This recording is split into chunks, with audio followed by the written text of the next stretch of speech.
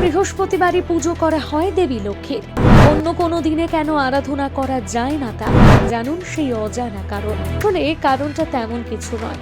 বৃহস্পতি হলো শুভ গ্রহ, আর বৃহস্পতির কৃপা থাকলে ধন এবং মান দুই লাভ হয়, অন্তত তেমনটাই মনে করেন জ্যোতিষজ্ঞরা।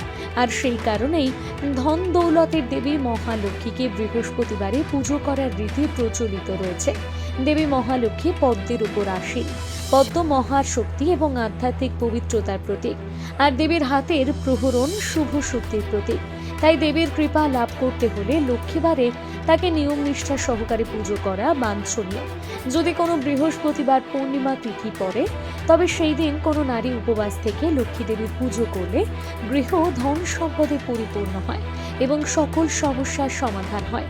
আবার অনেকের মতে দেবী তুলসী হলেন মা লক্ষ্মীর এক রূপ। তাই বাড়িতে তুলসী গাছ থাকলে এবং সেখানে প্রতিদিন প্রদীপ জ্বালালে দেবী লক্ষ্মী তুষ্ট হন। এই দিনে দেবী শ্রী যন্ত্রম পুজো করলেও সুখ শান্তি যশ লাভ করা যায়।